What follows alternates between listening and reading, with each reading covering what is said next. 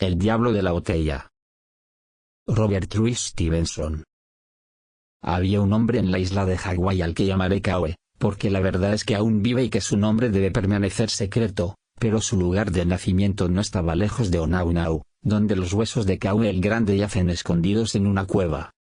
Este hombre era pobre, valiente y activo, leía y escribía también como un maestro de escuela, además era un marinero de primera clase, que había trabajado durante algún tiempo en los vapores de la isla, y pilotado un ballenero en la costa de Amacua.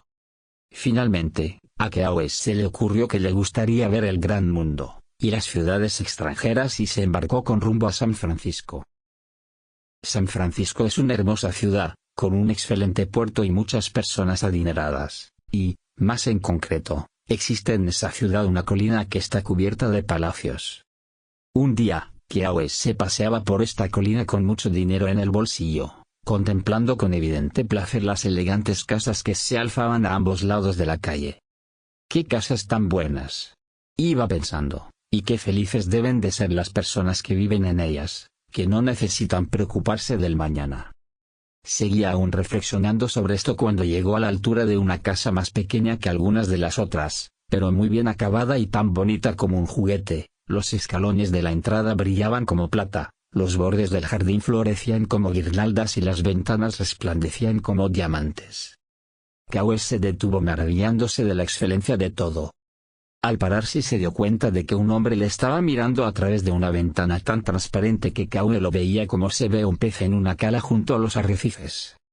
Era un hombre maduro, calvo y de barba negra, su rostro tenía una expresión pesarosa y suspiraba amargamente. Lo cierto es que mientras Kauai contemplaba al hombre y el hombre observaba a Kauai, cada uno de ellos envidiaba al otro. De repente, el hombre sonrió moviendo la cabeza, hizo un gesto a Kauai para que entrara, y se reunió con él en la puerta de la casa. «Es muy hermosa esta casa mía», dijo el hombre, suspirando amargamente. «¿No le gustaría ver las habitaciones?» Y así fue como Kauai recorrió con él la casa, desde el sótano hasta el tejado. Todo lo que había en ella era perfecto en su estilo y Kauai manifestó gran admiración. «Esta casa», dijo Kauai, «es en verdad muy hermosa. Si yo viviera en otra parecida, me pasaría el día riendo». «¿Cómo es posible, entonces, que no haga usted más que suspirar?» «No hay ninguna razón», dijo el hombre, «para que no tenga una casa en todo semejante a esta, y aún más hermosa, si así lo desea. ¿Posee usted algún dinero, no es cierto?» «Tengo $50», dijo Kauai, «pero una casa como esta costará más de $50». El hombre hizo un cálculo. «Siento que no tenga más», dijo, «porque eso podría causarle problemas en el futuro, pero será suya por $50». «¿La casa?», preguntó Kauai. «No, la casa no», replicó el hombre, «la botella. Porque debo decirle que aunque le parezca una persona muy rica y afortunada, todo lo que poseo, y esta casa misma y el jardín, proceden de una botella en la que no cabe mucho más de una pinta. Aquí la tiene usted». Y abriendo un mueble cerrado con llave, sacó una botella de panza redonda con un cuello muy largo. El cristal era de un color blanco como el de la leche, con cambiantes destellos irisados en su textura. En el interior había algo que se movía confusamente, algo así como una sombra y un fuego. «Esta es la botella», dijo el hombre, y, cuando Kauai se echó a reír, añadió, «¿No me cree? Pruebe usted mismo. Trate de romperla». De manera que Kauai cogió la botella, y la estuvo tirando contra el suelo hasta que se cansó, porque rebotaba como una pelota y nada le sucedía. «Es una cosa bien extraña», dijo Kauai, «porque tanto por su aspecto como al tacto se diría que es de cristal». «Es de cristal», replicó el hombre, suspirando más hondamente que nunca, «pero de un cristal templado en las llamas del infierno. Un diablo vive en ella y la sombra que vemos moverse es la suya, al menos eso creo yo. Cuando un hombre compra esta botella el diablo se pone a su servicio, todo lo que esa persona desee, amor, fama, dinero, casas como esta o una ciudad como San Francisco, será suyo con solo pedirlo. Napoleón tuvo esta botella, y gracias a su virtud llegó a ser el rey del mundo, pero la vendió al final y fracasó. El capitán Cook también la tuvo, y por ella descubrió tantas islas, pero también él la vendió, y por eso lo asesinaron en Hawái. porque al vender la botella desaparecen el poder y la protección, y a no ser que un hombre esté contento con lo que tiene, acaba por sucederle algo. Y sin embargo, ¿habla usted de venderla?, dijo Keawe. Tengo todo lo que quiero y me estoy haciendo viejo, respondió el hombre. Hay una cosa que el diablo de la botella no puede hacer. Y es prolongar la vida, y, no sería justo ocultárselo a usted, la botella tiene un inconveniente, porque si un hombre muere antes de venderla, arderá para siempre en el infierno. Sí que es un inconveniente, no cabe duda, exclamó Keawe. Y no quisiera verme mezclado en ese asunto. No me importa demasiado tener una casa, gracias a Dios, pero hay una cosa que sí me importa muchísimo, y es condenarme. No vaya usted tan deprisa, amigo mío, contestó el hombre. Todo lo que tiene que hacer es usar el poder de la botella con moderación, venderla después a alguna otra persona como estoy haciendo yo ahora y terminar su vida cómodamente. Pues yo observo dos cosas, dijo Keawe. Una es que se pasa usted todo el tiempo suspirando como una doncella enamorada, y la otra que vende usted la botella demasiado barata.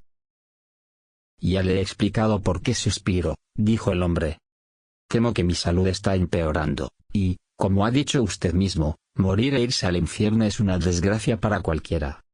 En cuanto a venderla tan barata, tengo que explicarle una peculiaridad que tiene esta botella.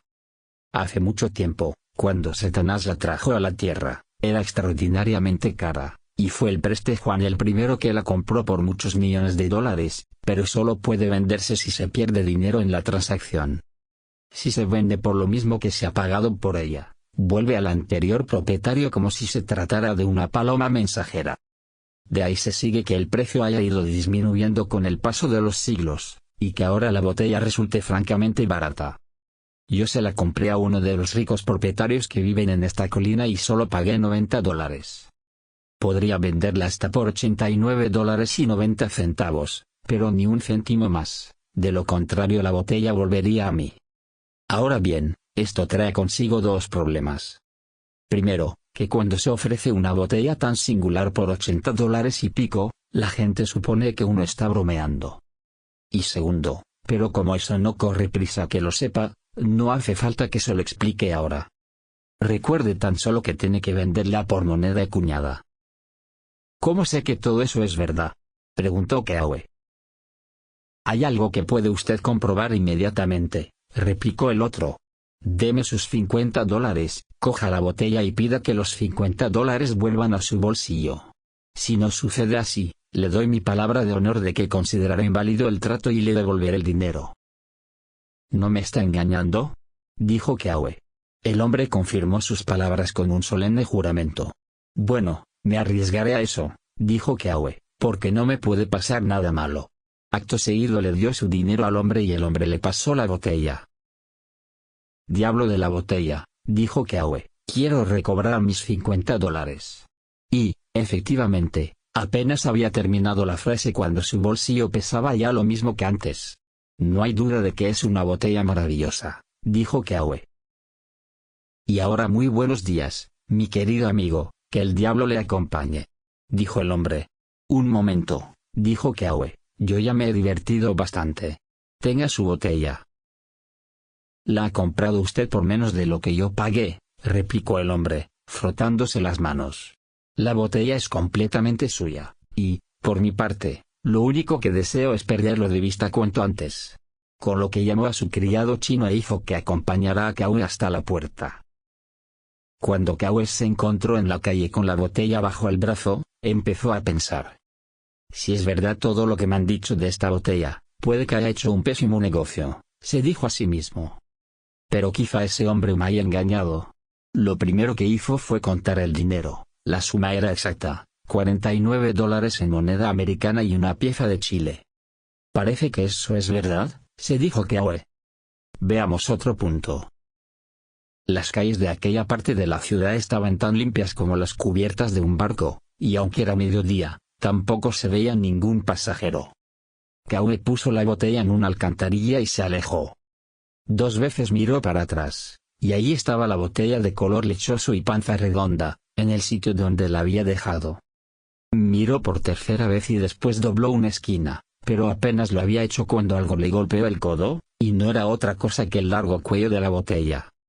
En cuanto a la redonda panza, estaba bien encajada en el bolsillo de su chaqueta de piloto.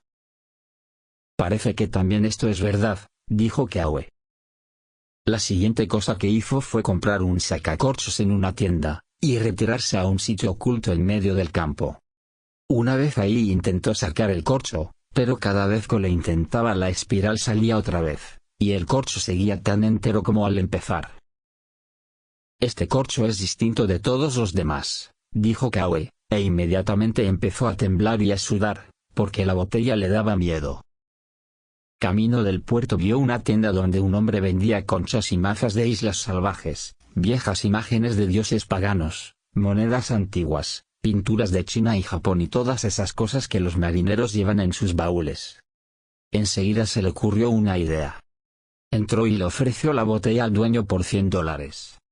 El otro se rió de él al principio, y le ofreció 5, pero, en realidad, la botella era muy curiosa. Ninguna boca humana había soplado nunca un vidrio como aquel, ni cabía imaginar unos colores más bonitos que los que brillaban bajo su blanco lechoso, ni una sombra más extraña que la que daba vueltas en su centro, de manera que, después de regatear durante un rato a la manera de los de su profesión, el dueño de la tienda le compró la botella a Kawe por $60, y la colocó en un estante en el centro del escaparate.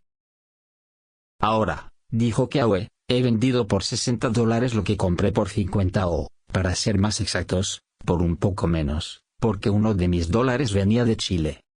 Enseguida averiguaré la verdad sobre otro punto. Así que volvió a su barco y, cuando abrió su baúl, ahí estaba la botella, que había llegado antes que él.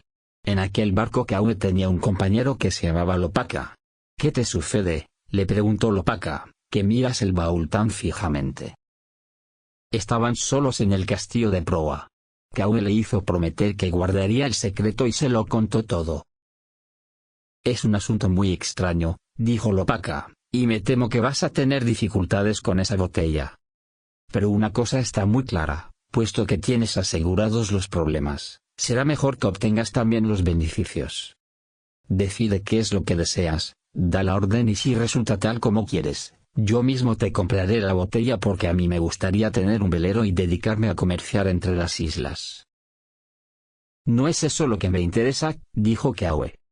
Quiero una hermosa casa y un jardín en la costa de Kona donde nací, y quiero que brille el sol sobre la puerta, y que haya flores en el jardín, cristales en las ventanas, cuadros en las paredes, y adornos y tapetes de telas muy finas sobre las mesas, exactamente igual que la casa donde estuve hoy, solo que un piso más alta y con balcones alrededor, como en el palacio del rey, y que pueda vivir ahí sin preocupaciones de ninguna clase y divertirme con mis amigos y parientes.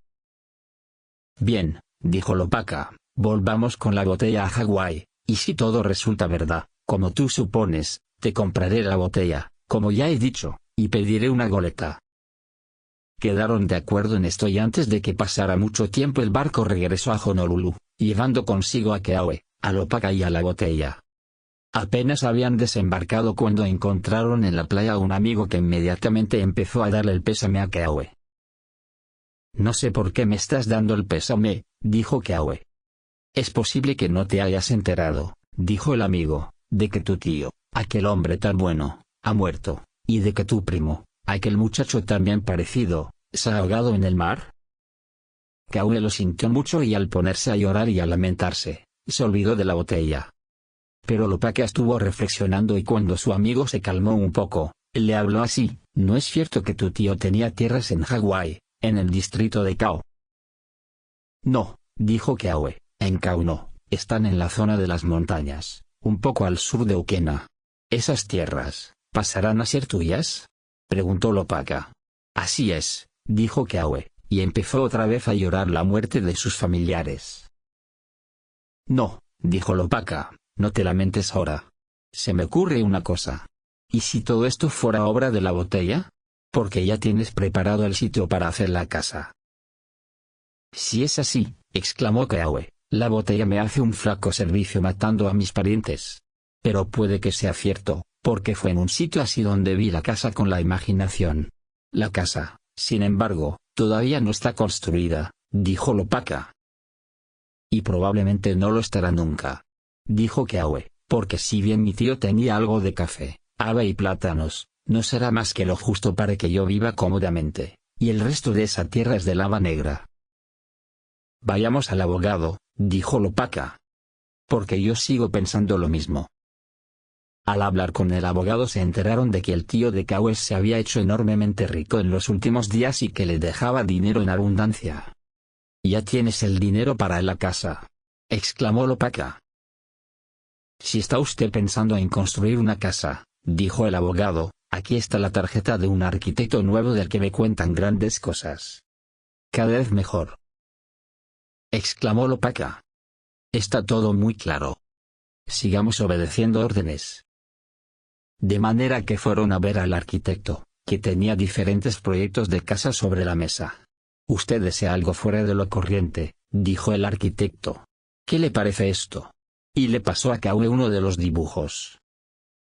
Cuando Kawe lo vio, dejó escapar una exclamación, porque representaba exactamente lo que él había visto con la imaginación. «Esta es la casa que quiero», pensó Kawe. «A pesar de lo poco que me gusta cómo viene a parar a mis manos, esta es la casa, y más vale que acepte lo bueno junto con lo malo». De manera que le dijo al arquitecto todo lo que quería, y cómo deseaba amueblar la casa, y los cuadros que había que poner en las paredes y las figuritas para las mesas, y luego le preguntó sin rodeos cuánto le llevaría por hacerlo todo. El arquitecto le hizo muchas preguntas, cogió la pluma e hizo un cálculo, y al terminar pidió exactamente la suma que Kawe había heredado.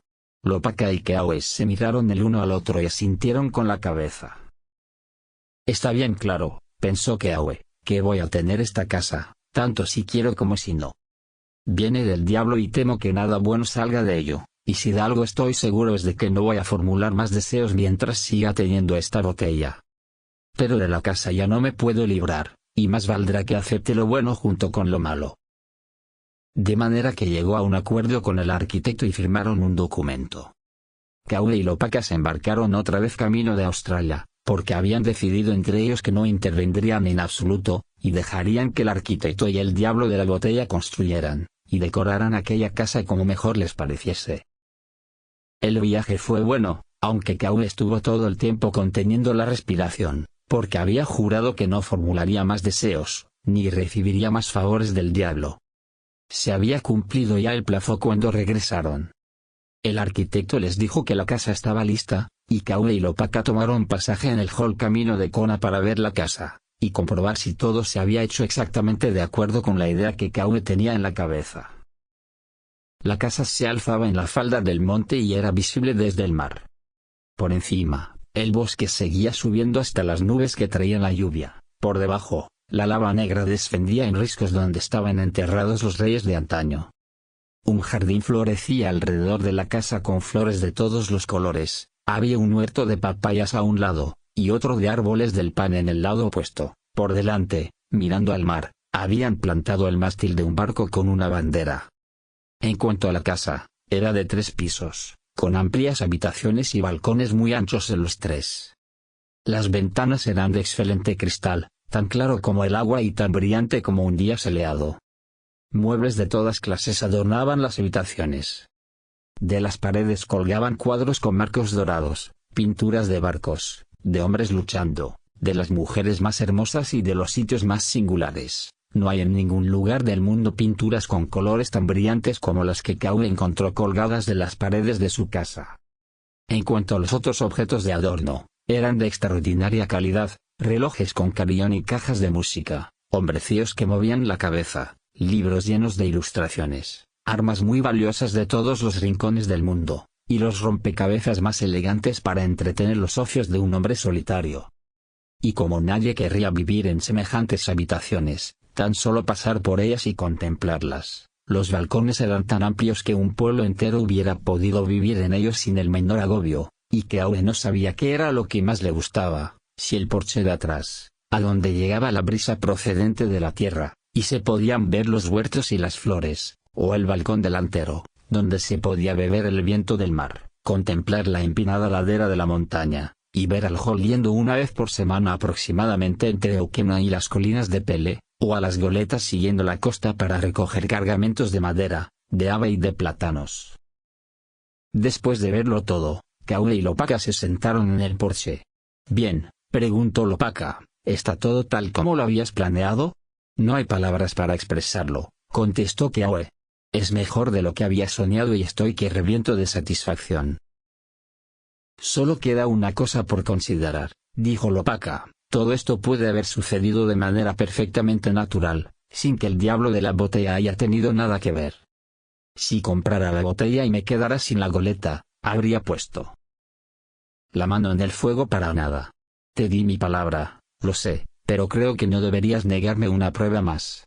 «He jurado que no aceptaré más favores», dijo Kaue. «Creo que ya estoy suficientemente comprometido».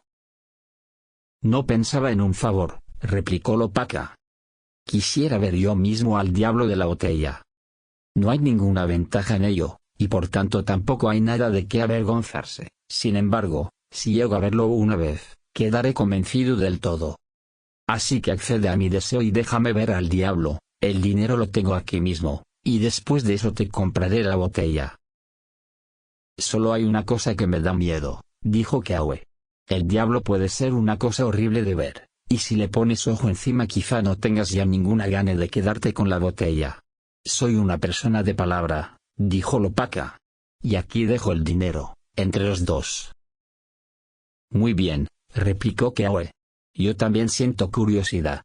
De manera que, vamos a ver, déjenos mirarlo, señor diablo». Tan pronto como lo dijo, el diablo salió de la botella y volvió a meterse, tan rápido como un lagarto. Kaue y Lopaka quedaron petrificados. Se hizo completamente de noche antes de que a cualquiera de los dos se le ocurriera algo que decir o hallaran la voz para decirlo. Luego Lopaka empujó el dinero hacia Kaue y recogió la botella. «Soy hombre de palabra», dijo, «y bien puedes creerlo, porque de lo contrario no tocaría esta botella ni con el pie. Bien, conseguiré mi goleta y unos $, para el bolsillo, luego me desharé de este demonio tan pronto como pueda. Porque, si tengo que decirte la verdad, verlo me ha dejado muy abatido». «Lopaka», dijo Kaue, «procura no pensar demasiado mal de mí. Sé que es de noche, que los caminos están mal y que el desfiladero junto a las tumbas no es un buen sitio para cruzarlo tan tarde, pero confieso que desde que he visto el rostro de ese diablo, no podré comer ni dormir ni rezar hasta que te lo hayas llevado. Voy a darte una linterna, una cesta para poner la botella, y cualquier cuadro o adorno de casa que te guste. Después quiero que marches inmediatamente y vayas a dormir a Ukena con Nainu». «Kaue», dijo Lopaka, «muchos hombres se enfadarían por una cosa así, sobre todo después de hacerte un favor tan grande como es mantener la palabra y comprar la botella, y en cuanto a ser de noche, a la oscuridad y al camino junto a las tumbas, todas esas circunstancias tienen que ser 10 veces más peligrosas para un hombre con semejante pecado sobre su conciencia, y una botella como esta bajo el brazo. Pero como yo también estoy muy asustado, no me siento capaz de acusarte. Me iré ahora mismo, y le pido a Dios que seas feliz en tu casa y yo afortunado con mi goleta, y que los dos vayamos al cielo al final a pesar del demonio y de su botella». De manera que Lopaka bajó de la montaña. Kaue, por su parte, salió al balcón delantero, estuvo escuchando el ruido de las herraduras, y vio la luz de la linterna cuando Lopaka pasaba junto al risco donde están las tumbas de otras épocas.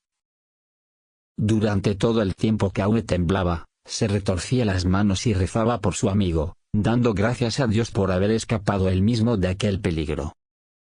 Pero al día siguiente hizo un tiempo muy hermoso, y la casa nueva era tan agradable que Kaue se olvidó de sus terrores. Fueron pasando los días y Kaue vivía ahí en perpetua alegría. Le gustaba sentarse en el porche de atrás, allí comía, reposaba y leía las historias que contaban los periódicos de Honolulu, pero cuando llegaba alguien a verle, entraba en la casa para enseñarle las habitaciones y los cuadros. Y la fama de la casa se extendió por todas partes. La llamaban Kahe Ilmui, la casa grande, en todo Kona, y a veces la casa resplandeciente, porque Kaue tenía a su servicio a un chino que se pasaba todo el día limpiando el polvo y bruñendo los metales, y el cristal, y los dorados, y las telas finas y los cuadros brillaban tanto como una mañana soleada. En cuanto a Kaue mismo, se le ensanchaba tanto el corazón con la casa que no podía pasear por las habitaciones sin ponerse a cantar, y cuando aparecía algún barco en el mar, izaba su estandarte en el mástil. Así iba pasando el tiempo, hasta que un día Kaume fue a Kailoa para visitar a uno de sus amigos. Le hicieron un gran agasajo, pero él se marchó lo antes que pudo a la mañana siguiente y cabalgó muy deprisa, porque estaba impaciente por ver de nuevo su hermosa casa, y, además, la noche de aquel día era la noche en que los muertos de antaño salen por los alrededores de Kona, y el haber tenido ya tratos con el demonio hacía que Kaume tuviera muy pocos deseos de tropezarse con los muertos. Un poco más allá de Onaunau, al mirar a lo lejos, advirtió la presencia de una mujer que se bañaba a la orilla del mar. Parecía una muchacha bien desarrollada, pero Kaume no pensó mucho en ello. Luego vio ondear su camisa blanca mientras se la ponía, y después su boloku rojo. Cuando Kaume llegó a su altura, la joven había terminado de arreglarse y, alejándose del mar, se había colocado junto al camino con su boloku rojo. El baño la había revigorizado y los ojos le brillaban, llenos de amabilidad. Nada más verla, Kaume tiró de las riendas a su caballo. Quería conocer a todo el mundo en esta zona, dijo él. ¿Cómo es que a ti no te conozco? Soy Kokwa, hija de Kiano, respondió la muchacha, y acabo de regresar de Oahu. ¿Quién es usted? Te lo diré dentro de un poco, dijo Kaume, desmontando del caballo, pero no ahora mismo. Porque tengo una idea, y si te dijera quién soy, ¿cómo es posible que hayas oído hablar de mí? Quizá al preguntarte no me dieras una respuesta sincera.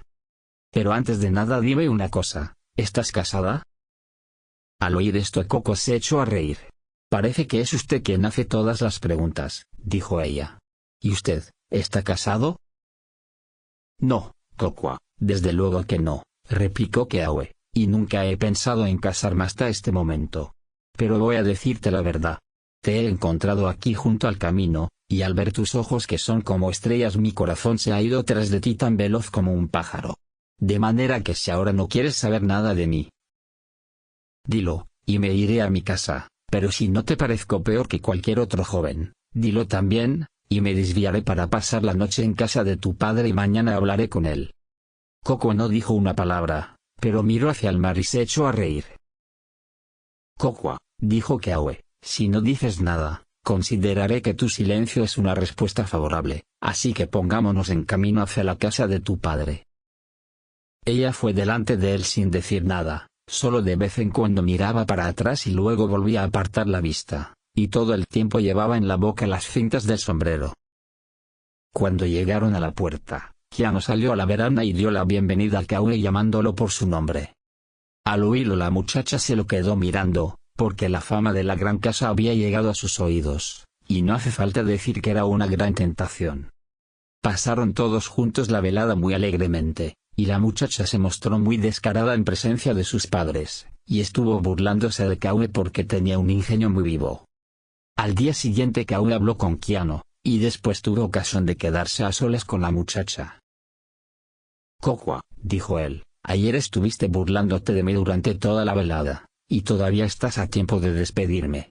No quise decirte quién era porque tengo una casa muy hermosa, y temía que pensaras demasiado en la casa, y muy poco en el hombre que te ama. Ahora ya lo sabes todo, y si no quieres volver a verme, dilo cuanto antes. No, dijo Kokwa, pero esta vez no se echó a reír ni Kaume le preguntó nada más. Así fue el noviazgo de Kaume, las cosas sucedieron deprisa, pero aunque una flecha vaya muy veloz, y la bala de un rifle todavía más rápida, las dos pueden dar en el blanco. Las cosas habían ido deprisa pero también habían ido lejos, y el recuerdo de Kaume llenaba la imaginación de la muchacha. Kokwa escuchaba su voz al romperse las olas contra la lava de la playa, y por aquel joven que solo había visto 2 veces hubiera dejado padre y madre y sus islas nativas. En cuanto a Kaume, su caballo voló por el camino de la montaña bajo el risco de donde estaban las tumbas, y el sonido de los cascos y la voz de Kaume cantando, lleno de alegría, despertaban al eco en las cavernas de los muertos. Cuando llegó a la casa resplandeciente todavía seguía cantando. Se sentó y comió en el amplio balcón, y el chino se admiró de que su amo continuara cantando entre bocado y bocado. El sol se ocultó tras el mar y llegó la noche, y Kaume estuvo paseándose por los balcones a la luz de las lámparas en lo alto de la montaña, y sus cantos sobresaltaban a las tripulaciones de los barcos que cruzaban por el mar. Aquí estoy ahora, en este sitio mío tan elevado, se dijo a sí mismo. La vida no puede irme mejor, Me hallo en lo alto de la montaña, a mi alrededor, todo lo demás desciende. Por primera vez iluminaré todas las habitaciones, usaré mi bañera con agua caliente y fría y dormiré solo en el lecho de la cámara nupcial. De manera que el criado chino tuvo que levantarse y encender las calderas, y mientras trabajaba en el sótano oía a su amo cantando alegremente en las habitaciones iluminadas. Cuando el agua empezó a estar caliente el criado chino se lo advirtió a Kaue con un grito. Kaue entró en el cuarto de baño, y el criado chino le oyó cantar mientras la bañera de mármol se llenaba de agua, y le oyó cantar también mientras se desnudaba, hasta que, de repente, el canto cesó. El criado chino estuvo escuchando largo rato, luego alzó la voz para preguntarle a Kaue si todo iba bien, y Kaue le respondió sí, y le mandó que se fuera a la cama, pero ya no se oyó cantar más en la casa resplandeciente, y durante toda la noche, el criado chino estuvo oyendo a su amo pasear sin descanso por los balcones. Lo que había ocurrido era esto: mientras Kaue se desnudaba para bañarse, descubrió en su cuerpo una mancha semejante a la sombra del líquen sobre una roca, y fue entonces cuando dejó de cantar. Porque había visto otras manchas parecidas, y supo que estaba atacado del mal chino, la lepra. Es bien triste para cualquiera padecer esa enfermedad. Y también sería muy triste para cualquiera abandonar una casa tan hermosa y tan cómoda y separarse de todos sus amigos para ir a la costa norte de Molokai, entre enormes farallones y rompientes. Pero, ¿qué es eso comparado con la situación de Kaue, que había encontrado su amor un día antes y lo había conquistado aquella misma mañana, y que veía ahora quebrantarse todas sus esperanzas en un momento, como se quiebra un trozo de cristal? Estuvo un rato sentado en el borde de la bañera, luego se levantó de un salto dejando escapar un grito y corrió afuera, y empezó a andar por el balcón, de un lado a otro, como alguien que está desesperado. No me importaría dejar Hawái, el hogar de mis antepasados, se decía Kaue. Sin gran pesar abandonaré a mi casa, la de las muchas ventanas, situada tan en lo alto, aquí en las montañas. No me faltaría valor para ir a Molokai, a Kalaupapa junto a los farallones, para vivir con los leprosos y dormir ahí, lejos de mis antepasados. Pero, ¿qué agravio he cometido, qué pecado pesa sobre mi alma, para que haya tenido que encontrar a Kokwa cuando salía del mar a la caída de la tarde? Kokwa, la que me ha robado el alma. Kokwa, la luz de mi vida. Quizá nunca llegue a casarme con ella, quizá nunca más vuelva a verla ni a acariciarla con mano amorosa. Esa es la razón, Kokwa, por ti me lamento. Tienen ustedes que fijarse en la clase de hombre que era Kaue, ya que podría haber vivido durante años en la casa resplandeciente sin que nadie llegara a sospechar que estaba enfermo, pero a eso no le daba importancia si tenía que perder a Kokwa. Hubiera podido incluso casarse con Kokwa y muchos lo hubieran hecho, porque tienen alma de cerdo, pero Kaue amaba a la doncella con amor varonil, y no estaba dispuesto a causarle ningún daño ni a exponerla a ningún peligro. Algo después de la medianoche se acordó de la botella. Salió al porche y recordó el día en que el diablo se había mostrado ante sus ojos, y aquel pensamiento hizo que se le helara la sangre en las venas. Esa botella es una cosa horrible, pensó Kaue, el diablo también es una cosa horrible, y aún más horrible es la posibilidad de arder para siempre en las llamas del infierno. Pero, ¿qué otra posibilidad tengo de llegar a curarme o de casarme con Kokwa? ¿Cómo? Fui capaz de desafiar al demonio para conseguir una casa, ¿y no voy a enfrentarme con él para recobrar a Kokwa? Entonces recordó que al día siguiente el Jolo iniciaba su viaje de regreso a Honolulu. Primero tengo que ir ahí, pensó, y ver a Lopaka. Porque lo mejor que me puede suceder ahora es que encuentre la botella que tantas ganas tenía de perder de vista. No pudo dormir ni un solo momento, también la comida se le atragantaba, pero mandó una carta a Keanu, y cuando se acercaba la hora de la llegada del vapor, se puso en camino y cruzó por delante del risco donde estaban las tumbas. Llovía, su caballo avanzaba con dificultad, Kaue contempló las negras bocas de las cuevas, y envidió a los muertos que dormían en su interior, libres ya de dificultades, y recordó cómo había pasado por ahí al galope el día anterior y se sintió lleno de asombro. Finalmente llegó a Okena y, como de costumbre, todo el mundo se había reunido para esperar la llegada del vapor.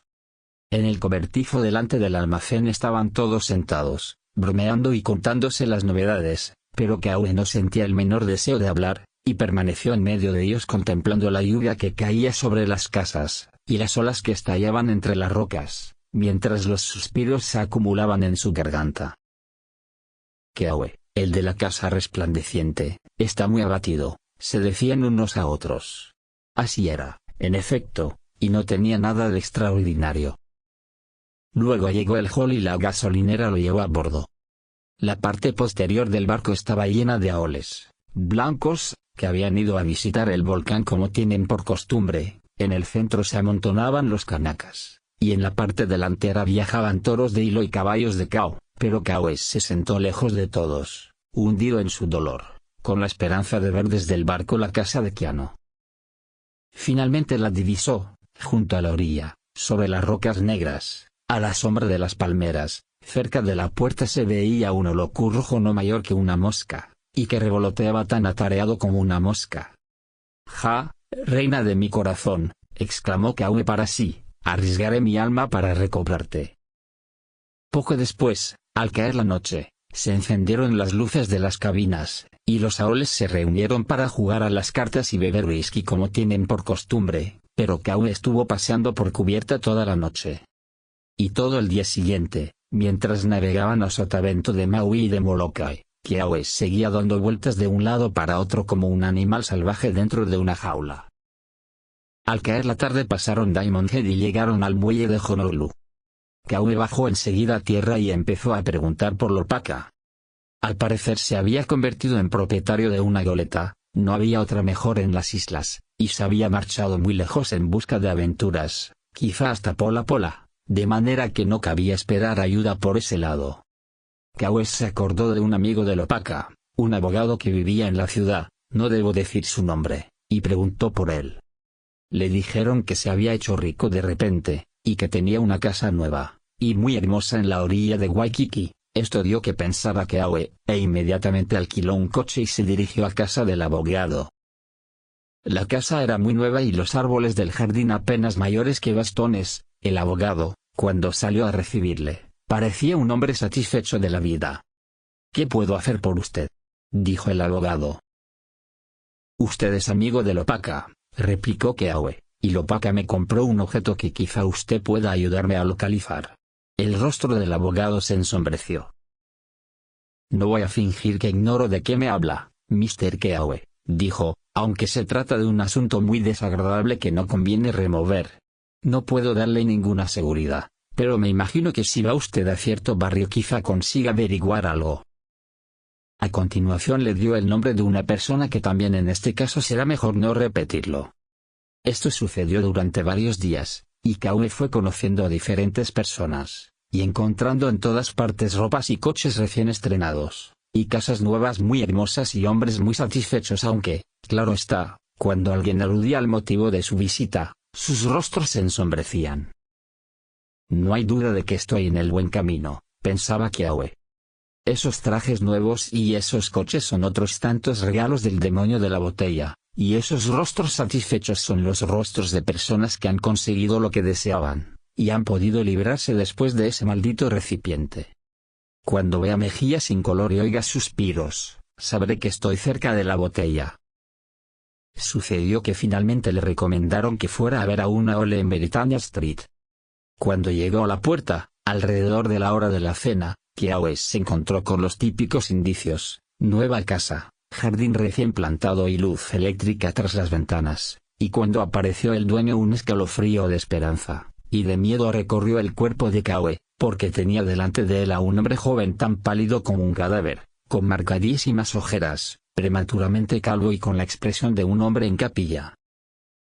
«Tiene que estar aquí, no hay duda», pensó Kaoe, y a aquel hombre no le ocultó en absoluto cuál era su verdadero propósito. «He venido a comprar la botella», dijo. Al oír aquellas palabras el joven aole de Britannia Street tuvo que apoyarse contra la pared. «La botella», susurró. «Comprar la botella». Dio la impresión de que estaba a punto de desmayarse y, cogiendo a Kaoe por el brazo, lo llevó a una habitación y escanció 2 vasos de vino. «A su salud», dijo Kaoe, que había pasado mucho tiempo con aoles en su época de marinero. «Sí», añadió, «he venido a comprar la botella». ¿Cuál es el precio que tiene ahora?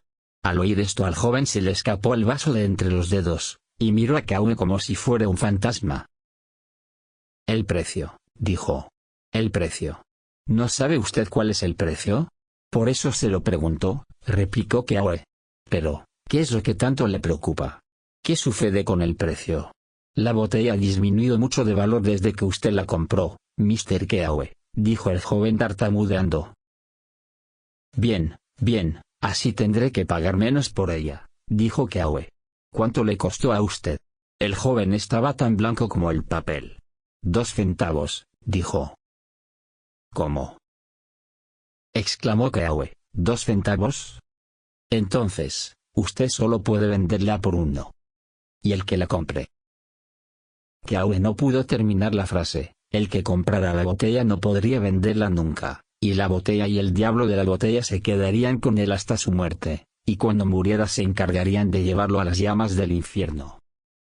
El joven de Britannia Street se puso de rodillas. «Cómprela, por el amor de Dios», exclamó. «Puede quedarse también con toda mi fortuna. Estaba loco cuando la compré a ese precio. Había malversado fondos en el almacén donde trabajaba. Si no lo hacía estaba perdido, hubiera acabado en la cárcel».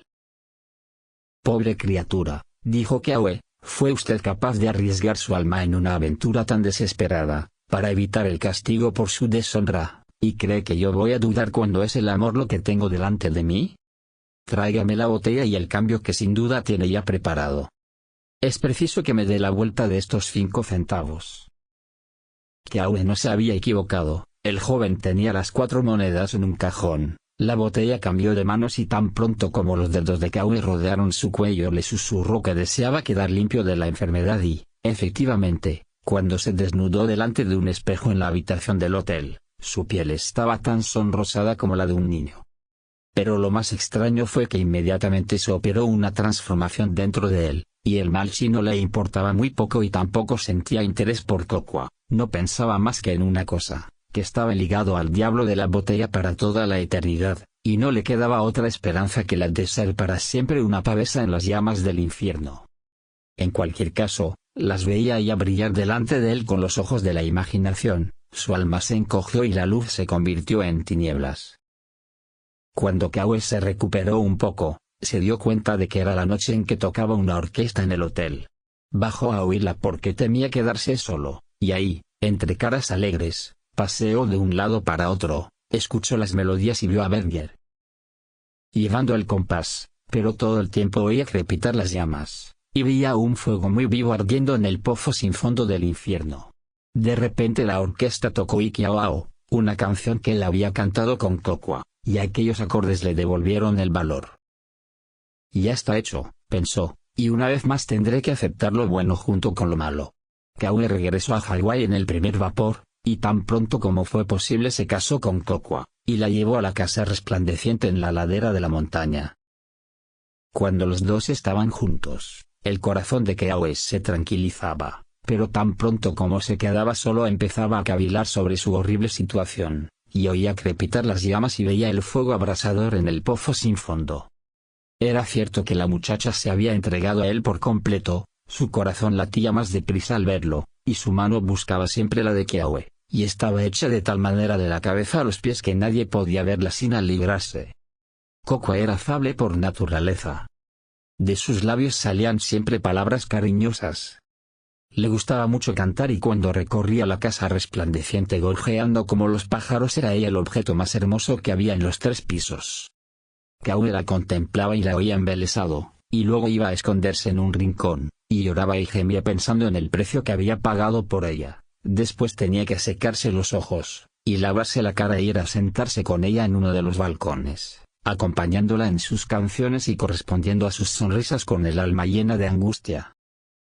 Pero llegó un día en que Kokwa empezó a arrastrar los pies, y sus canciones se hicieron menos frecuentes, y ya no era solo Kaue el que lloraba a solas, sino que los dos se retiraban a 2 balcones situados en lados opuestos, con toda la anchura de la casa resplandeciente entre ellos. Kaue estaba tan hundido en la desesperación que apenas notó el cambio, alegrándose tan solo de tener más horas de soledad durante las que cavilar sobre su destino, y de no verse condenado con tanta frecuencia a ocultar un corazón enfermo bajo una cara sonriente. Pero un día, andando por la casa sin hacer ruido, escuchó sollozos como de un niño, y vio a Kokwa moviendo la cabeza y llorando como los que están perdidos. «Haces bien lamentándote en esta casa, Kokwa», dijo Kiawe. «Y, sin embargo, daría media vida para que pudieras ser feliz». «¿Feliz?», exclamó ella. «Kiawe, cuando vivías solo en la casa resplandeciente, toda la gente de la isla se hacía lenguas de tu felicidad, tu boca estaba siempre llena de risas y de canciones y tu rostro resplandecía como la aurora. Después te casaste con la pobre Kokwa, y el buen Dios sabrá qué es lo que le falta, pero desde aquel día no has vuelto a sonreír. ¿Qué es lo que me pasa? Creía ser bonita y sabía que amaba a mi marido. ¿Qué es lo que me pasa que arrojo esta nube sobre él?» «Pobre Kokwa», dijo Kiawe. Se sentó a su lado y trató de cogerle la mano, pero ella la apartó. «Pobre Kokwa», dijo de nuevo. «Pobre niñita mía. Y yo que creía ahorrarte sufrimientos durante todo este tiempo. Pero lo sabrás todo. Así, al menos, te compadecerás del pobre Kiawe, comprenderás lo mucho que te amaba cuando sepas que prefirió el infierno a perderte, y lo mucho que aún te ama, puesto que todavía es capaz de sonreír al contemplarte». Y a continuación, le contó toda su historia desde el principio. «¿Has hecho eso por mí?», exclamó Kokwa. «Entonces, ¿qué me importa nada?». Y, abrazándole, se echó a llorar. «Querida mía», dijo Kiawe, «sin embargo, cuando pienso en el fuego del infierno, a mí sí que me importa». «No digas eso», respondió ella, «ningún hombre puede condenarse por amar a Kokwa si no ha cometido ninguna otra falta. Desde ahora te digo, Kiawe, que te salvaré con estas manos o pereceré contigo. ¿Has dado tu alma por mi amor, y crees que yo no moriría por salvarte? Querida mía. Aunque murieras 100 veces, ¿cuál sería la diferencia?», exclamó él. «Serviría únicamente para que tuviera que esperar a solas el día de mi condenación». «Tú no sabes nada», dijo ella. «Yo me eduqué en un colegio de Honolulu, no soy una chica corriente. Y desde ahora te digo que salvaré a mi amante. ¿No me has hablado de un centavo? ¿Ignoras que no todos los países tienen dinero americano? En Inglaterra existe una moneda que vale alrededor de medio centavo. ¡Qué lástima!», exclamó enseguida. «Eso no lo hace mucho mejor, porque el que comprara la botella se condenaría y no vamos a encontrar a nadie tan valiente como mi Kiawe. Pero también está Francia, ahí tienen una moneda a la que llaman céntimo, y de esos se necesitan aproximadamente 5 para poder cambiarlos por un centavo. No encontraremos nada mejor. Vámonos a las Islas del Viento, salgamos para Tahití en el primer barco que zarpe. Ahí tendremos 4 céntimos, 3 céntimos, 2 céntimos y 1 céntimo, 4 posibles ventas y nosotros 2 para convencer a los compradores. Vamos, Kiawe mío. Bésame y no te preocupes más. Kokwa te defenderá». «El regalo de Dios», exclamó Kiawe. «No creo que el Señor me castigue por desear algo tan bueno. Sea como tú dices, llévame donde quieras, pongo mi vida y mi salvación en tus manos». Muy de mañana al día siguiente Kokwa estaba ya haciendo sus preparativos. Buscó el baúl de marinero de Kiawe, primero puso la botella en una esquina, luego colocó sus mejores ropas y los adornos más bonitos que había en la casa. «Porque», dijo, «si no parecemos gente rica, ¿quién va a creer en la botella?». Durante todo el tiempo de los preparativos estuvo tan alegre como un pájaro, solo cuando miraba en dirección a Kiawe los ojos se le llenaban de lágrimas y tenía que ir a besarlo. En cuanto a Kiawe, se le había quitado un gran peso de encima, ahora que alguien compartía su secreto y había vislumbrado una esperanza, parecía un hombre distinto, caminaba otra vez con paso ligero y respirar ya no era una obligación penosa. El terror sin embargo no andaba muy lejos, y de vez en cuando, de la misma manera que el viento apaga un cirio, la esperanza moría dentro de él, y veía otra vez agitarse las llamas y el fuego abrasador del infierno. Anunciaron que iban a hacer un viaje de placer por los Estados Unidos. A todo el mundo le pareció una cosa extraña, pero más extraña les hubiera parecido la verdad si hubieran podido adivinarla. De manera que se trasladaron a Honolulu en el Hall, y de ahí a San Francisco en el Umatilla con muchos aoles, y en San Francisco se embarcaron en el bergantín Correo, el Tropic Bird, camino de Papeete, la ciudad francesa más importante de las islas del sur. Llegaron ahí, después de un agradable viaje, cuando los vientos alisios soplaban suavemente, y vieron los arrecifes en los que van a estrellarse las olas, y Motuti con sus palmeras, y como el bergantín se adentraba en el puerto, y las casas blancas de la ciudad a lo largo de la orilla entre árboles verdes, y, por encima, las montañas y las nubes de Tahití, la isla prudente. Consideraron que lo más conveniente era alquilar una casa, y eligieron una situada frente a la del cónsul británico. Se trataba de hacer gran ostentación de dinero, y de que se les viera por todas partes bien provistos de coches y caballos. Todo esto resultaba fácil mientras tuvieran la botella en su poder, porque Coco era más atrevida que Kauai y siempre que se le ocurría, llamaba al diablo para que le proporcionase 20 o $100. De esta forma pronto se hicieron notar en la ciudad, y los extranjeros procedentes de Hawái, y sus paseos a caballo y en coche, y los elegantes olocus y los delicados encajes de Cocoa fueron tema de muchas conversaciones. Y se acostumbraron a la lengua de Tahití, que es en realidad semejante a la de Hawái, aunque con cambios en ciertas letras, y en cuanto estuvieron en condiciones de comunicarse, trataron de vender la botella. Hay que tener en cuenta que no era un tema fácil de abordar, no era fácil convencer a la gente de que hablaban en serio cuando les ofrecían por 4 céntimos una fuente de salud e inagotables riquezas. Era necesario además explicar los peligros de la botella, y, o bien los posibles compradores no creían nada en absoluto y se echaban a reír, o se percataban sobre todo de los aspectos más sombríos y, adoptando un aire muy solemne, se alejaban de Kauai y de Cocoa, considerándolos personas en trato con el demonio. De manera que en lugar de hacer progresos, los esposos descubrieron al cabo de poco tiempo que todo el mundo les evitaba, los niños se alejaban de ellos corriendo y chillando, cosa que a Coco le resultaba insoportable, los católicos hacían la señal de la cruz al pasar a su lado, y todos los habitantes de la isla parecían estar de acuerdo en rechazar sus proposiciones. Con el paso de los días se fueron sintiendo cada vez más deprimidos. Por la noche, cuando se sentaban en su nueva casa después del día agotador, no intercambiaban una sola palabra y si se rompía el silencio era porque Coco no podía reprimir más sus sollozos. Algunas veces rezaban juntos, otras colocaban la botella en el suelo, y se pasaban la velada contemplando los movimientos de la sombra en su interior. En tales ocasiones tenían miedo de irse a descansar. Tardaba mucho en llegarles el sueño y si uno de ellos se adormilaba, al despertar se hallaba al otro llorando silenciosamente en la oscuridad o descubría que estaba solo, porque el otro había huido de la casa y de la proximidad de la botella para pasear bajo los bananos en el jardín o para vagar por la playa a la luz de la luna. Así fue como Coco se despertó una noche y encontró que Kauai se había marchado. Tocó la cama y el otro lado del lecho estaba frío. Entonces se asustó, incorporándose.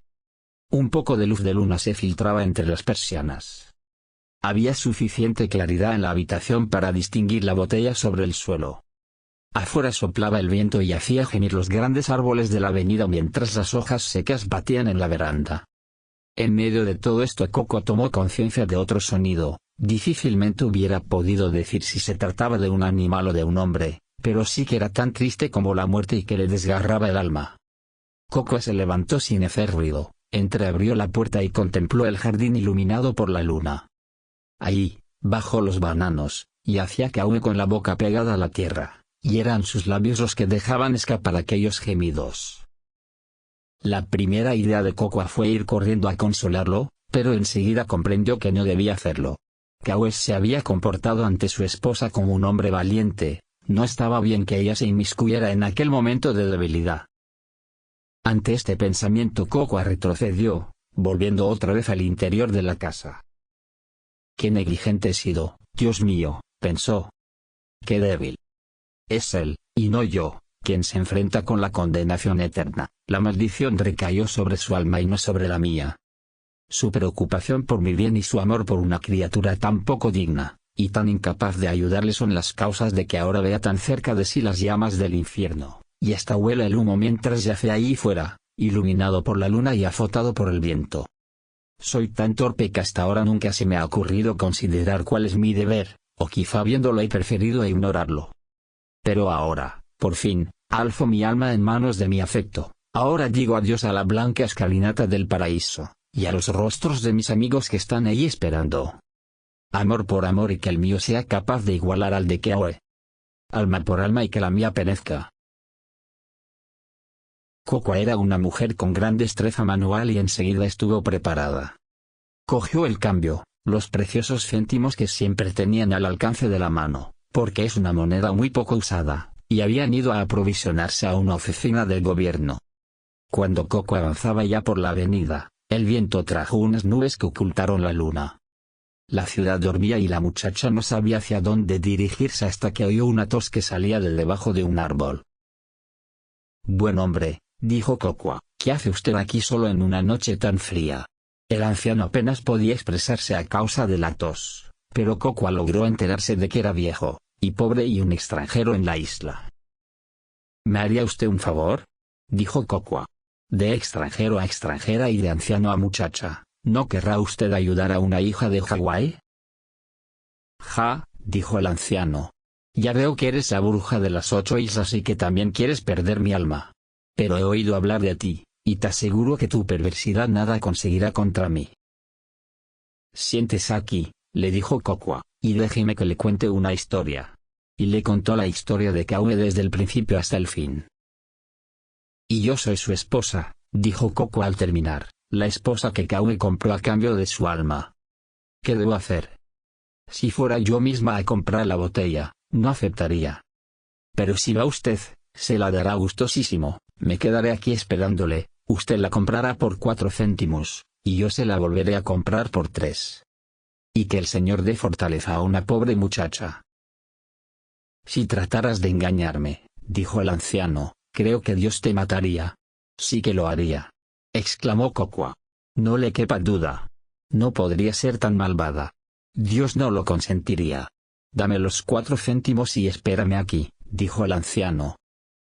Ahora bien, cuando Cocoa se quedó sola en la calle todo su valor desapareció.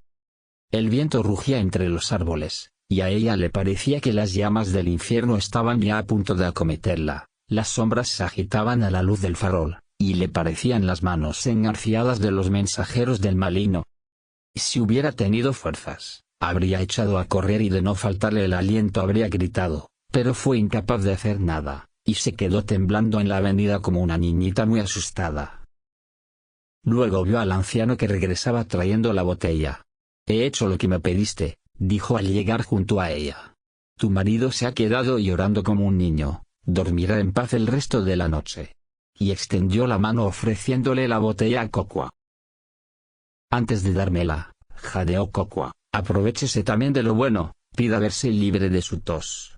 «Soy muy viejo», replicó el otro, «y estoy demasiado cerca de la tumba para aceptar favores del demonio». «Pero, ¿qué sucede? ¿Por qué no coges la botella?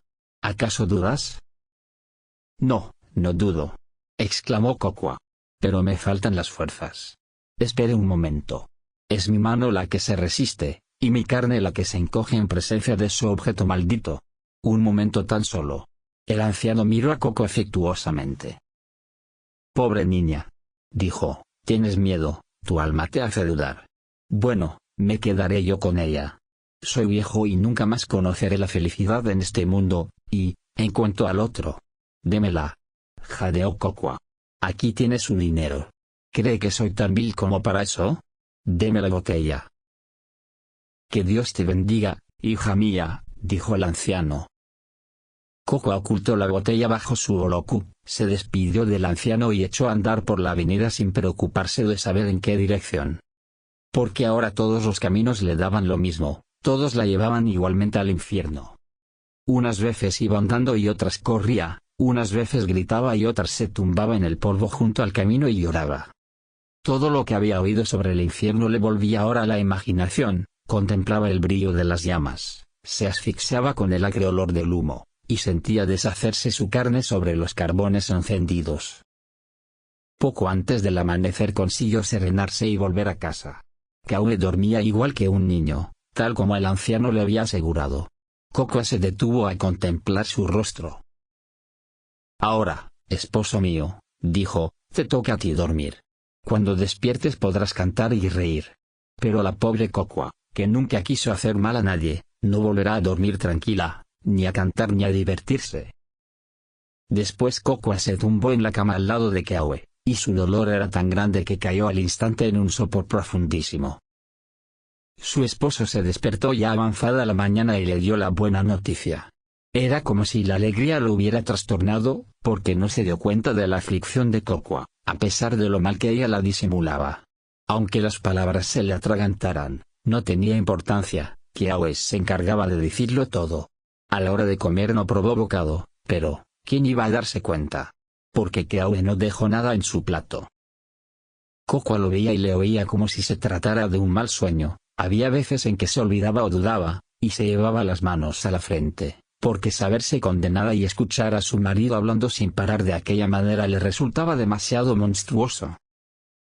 Mientras tanto Kiawe comía y charlaba, hacía planes para su regreso a Hawái, le daba las gracias a Kokwa por haberlo salvado, la acariciaba y le decía que en realidad el milagro era obra suya.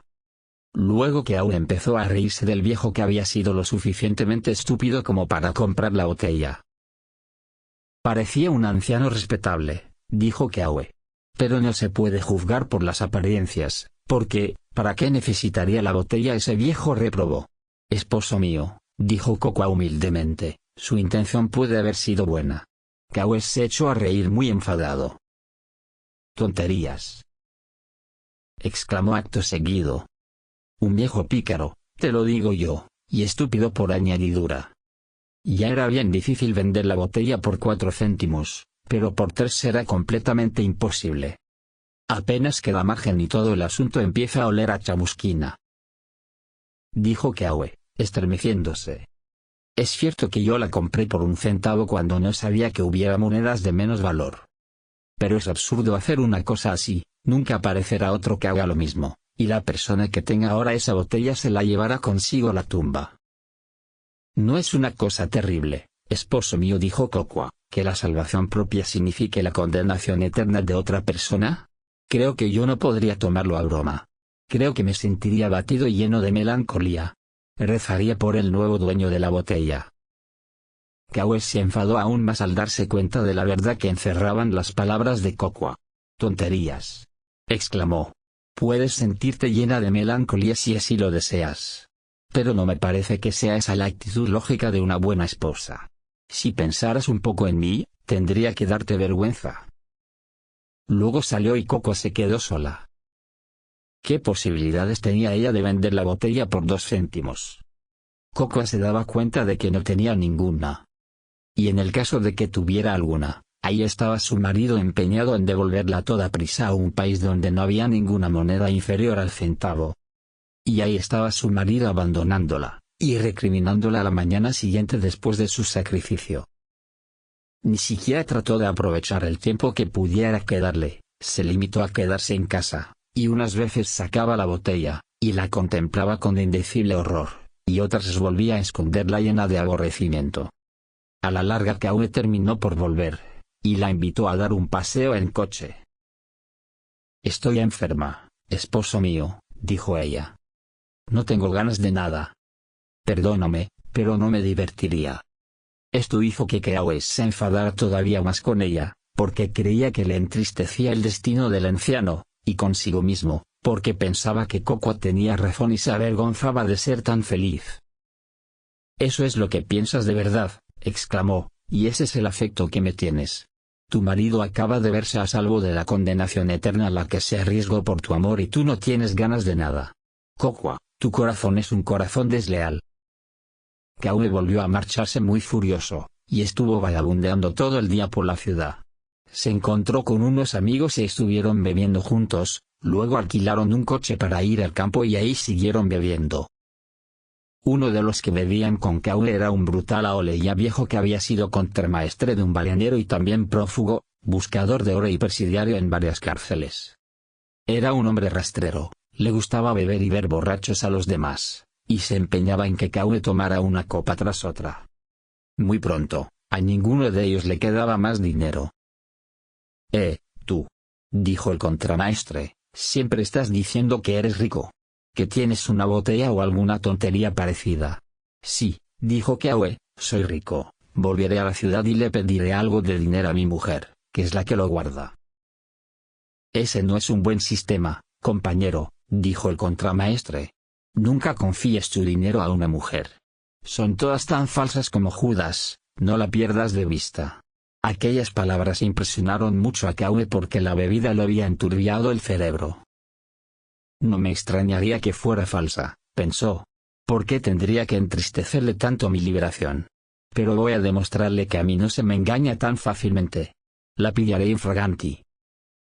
De manera que cuando regresaron a la ciudad, Kaue le pidió al contramaestre que le esperara en la esquina junto a la cárcel vieja, y él siguió solo por la avenida hasta la puerta de su casa.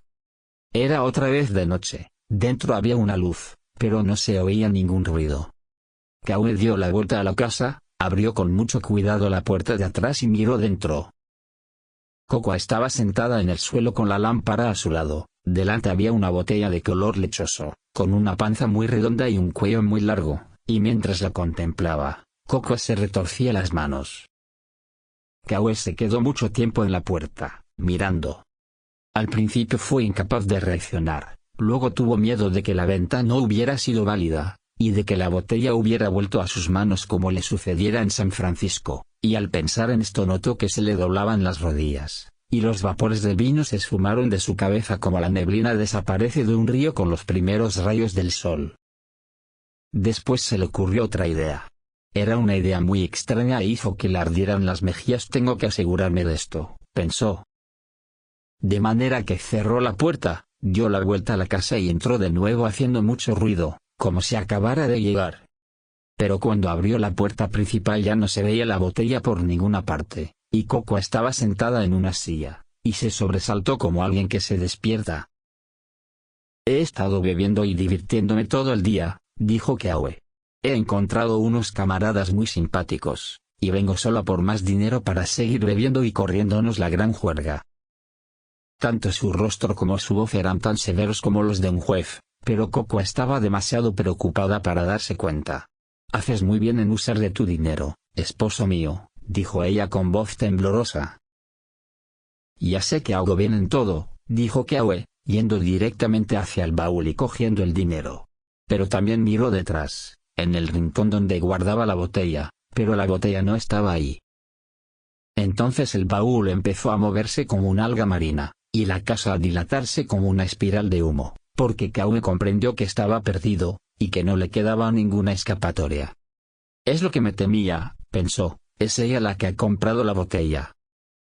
Luego se recobró un poco, alzándose de nuevo, pero el sudor le corría por la cara tan abundante como si se tratara de gotas de lluvia, y tan frío como si fuera agua de pozo. Cocoa, dijo Kaue, esta mañana me he enfadado contigo sin razón alguna. Ahora voy otra vez a divertirme con mis compañeros, añadió, riendo sin mucho entusiasmo. Pero sé que lo pasaré mejor si me perdonas antes de marcharme. Un momento después Cocoa estaba agarrada a sus rodillas, y se las besaba mientras ríos de lágrimas corrían por sus mejillas.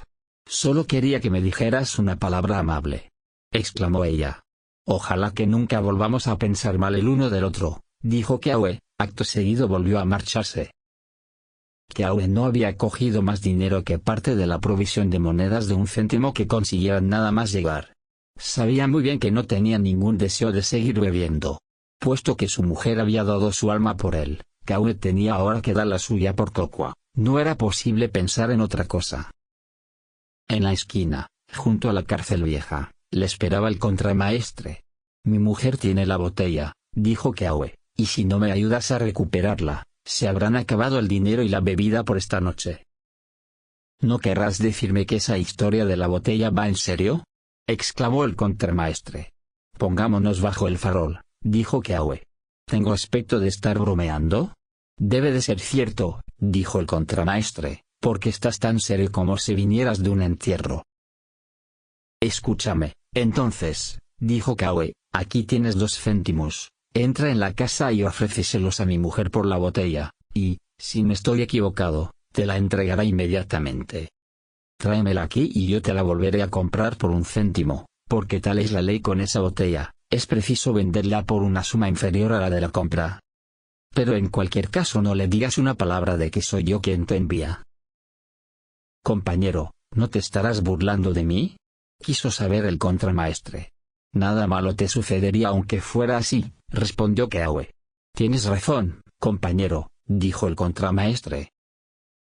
Y si dudas de mí, añadió Keawe, puedes hacer la prueba. Tan pronto como salgas de la casa, no tienes más que desear que se te llene el bolsillo de dinero, o una botella del mejor ron o cualquier otra cosa que se te ocurra, y comprobarás enseguida el poder de la botella. Muy bien, Kanaka, dijo el contramaestre. Haré la prueba, pero si te estás divirtiendo a costa mía, te aseguro que yo me divertiré después a la tuya con una barra de hierro. De manera que el ballenero se alejó por la avenida, y Keawe se quedó esperándolo. Era muy cerca del sitio donde Coco había esperado la noche anterior, pero Keawe estaba más decidido y no tuvo un solo momento de vacilación, solo su alma estaba llena del amargor de la desesperación. Le pareció que llevaba ya mucho rato esperando cuando oyó que alguien se acercaba, cantando por la avenida todavía a oscuras. Reconoció enseguida la voz del contramaestre, pero era extraño que repentinamente diera la impresión de estar mucho más borracho que antes. El contramaestre en persona apareció poco después, tambaleándose, bajo la luz del farol. Llevaba la botella del diablo dentro de la chaqueta y otra botella en la mano, y aún tuvo tiempo de llevársela a la boca, y echar un trago mientras cruzaba el círculo iluminado. Ya veo que la has conseguido, dijo Keawe. Quietas las manos, gritó el contramaestre, dando un salto hacia atrás. Si te acercas un paso más te parto la boca. Creías que ibas a poder utilizarme, ¿no es cierto? ¿Qué significa esto? Exclamó Keawe. ¿Qué significa? Repitió el contramaestre. Que esta botella es una cosa extraordinaria, ya lo creo que sí, eso es lo que significa. Como la he conseguido por 2 céntimos es algo que no sabría explicar, pero sí estoy seguro de que no te la voy a dar por 1. ¿Quieres decir que no la vendes? Jadeó Keawe. Claro que no, exclamó el contramaestre. Pero te dejaré echar un trago de ron, si quieres. Has de saber, dijo Keawe, que el hombre que tiene esa botella terminará en el infierno. Calculo que voy a ir a parar ahí de todas formas, replicó el marinero, y esta botella es la mejor compañía que he encontrado para ese viaje. No, señor, exclamó de nuevo, esta botella es mía ahora y ya puedes ir buscándote otra. ¿Es posible que sea verdad todo esto? Exclamó Keawe. Por tu propio bien, te lo ruego, véndemela. No me importa nada lo que digas, replicó el contramaestre. Me tomaste por tonto y ya ves que no lo soy, eso es todo. Si no quieres un trago de ron me lo tomaré yo. A tu salud y que pases buena noche. Y acto seguido continuó andando, camino de la ciudad, y con él también la botella desaparece de esta historia. Pero Keawe corrió a reunirse con Coco con la velocidad del viento, y grande fue su alegría aquella noche, y grande, desde entonces, ha sido la paz que colma todos sus días en la casa resplandeciente. Fin de la historia. Si te gustó, dale like, suscríbete, y cuéntanos en los comentarios, ¿qué parte fue tu favorita? Nos vemos en la próxima aventura.